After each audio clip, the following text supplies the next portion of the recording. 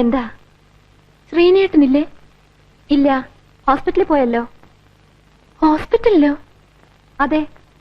ഹോസ്പിറ്റലിൽ പോകാൻ തുടങ്ങിയോ ഏട്ടൻ? അതെന്താ അങ്ങനെ ചോദിച്ചേ? ഇല്ല, 1 മാസമായിട്ട് ലീവിലായിരുന്നല്ലോ. എന്തോ എനിക്കതറിയില്ല. ഇപ്പൊ ഹോസ്പിറ്റലിലേക്ക് പോയി. കുട്ടി ആരാ? ഒന്ന് കാണണമായിരുന്നു. കണ്ടാ മാത്രം മതിയായിരുന്നു. കുട്ടി ആരാന്ന് പറഞ്ഞില്ല. നിങ്ങളാരാ? ഞാൻ അവന്റെ അമ്മ. അയ്യോ, എന്തേ കാണിക്കുന്നത്? കുട്ടി ഏതാ പറ. ഒന്നുമില്ല, ഞാൻ വെറുതെ. ഞാൻ പൊയ്ക്കോട്ടെ? ആരാ? കാര്യം എന്തെന്ന് പറഞ്ഞിട്ട് പോകുട്ടി. ഒന്നുമില്ല, ഞാൻ പോകുക. നിൽക്കൂ. എന്തിനാ ശ്രീനിയെ കാണുമെന്ന് പറഞ്ഞത്? പറഞ്ഞിട്ട് പോയാ മതി. പറയൂ കുട്ടി. ഇല്ല, ഞങ്ങള് തമ്മിൽ പരിചയമായിരുന്നു. ഈ സാരി ഇതെനിക്ക് ശ്രീനിയേട്ടൻ സമ്മാനിച്ചതാ. ഇത് തിരിച്ചു കൊടുക്കാൻ വന്നതാ. വരുമ്പോ അമ്മ തന്നെ കൊടുത്താ മതി.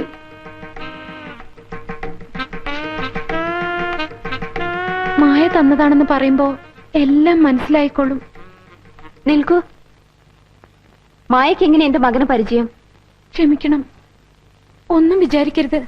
ഒരു അമ്മയുടെ മുഖത്ത് നോക്കി അതൊക്കെ ഞാൻ എങ്ങനെയാ പറയുക? പറയണം, എനിക്കത് കേട്ടേ പറ്റൂ.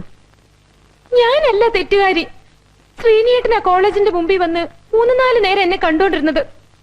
ഡോക്ടറല്ലേ, സുന്ദരനല്ലേ, ഏത് പെൺകുട്ടിയാ മോഹിച്ചു പോകാത്തത്? ഞാൻ ഒരുപാട് പ്രതീക്ഷിച്ചു. പക്ഷേ ശ്രീനിയേട്ടന് വേണ്ടത് അതൊന്നുമായിരുന്നില്ല. കുറച്ച് പണത്തിന്റെ കുറവുണ്ടെന്നേ ഉള്ളൂ. അന്തസ്സും അഭിമാനവും വിറ്റ് കളിക്കാൻ ഞാൻ തയ്യാറല്ലായിരുന്നു. ഉദ്ദേശങ്ങളൊന്നും നടക്കില്ലെന്നറിഞ്ഞപ്പോ എത്ര ക്രൂരമായിട്ട് എന്നെ വേണ്ടെന്ന് വെച്ചത്. പിന്നീടാ ഞാൻ ശ്രീനിയേട്ടന്റെ കളികളൊക്കെ അറിയുന്നത്. ഷർട്ടും മുണ്ടും മാറുന്ന പോലെയല്ലേ ഓരോ ദിവസം ഓരോ പെൺകുട്ടികള്.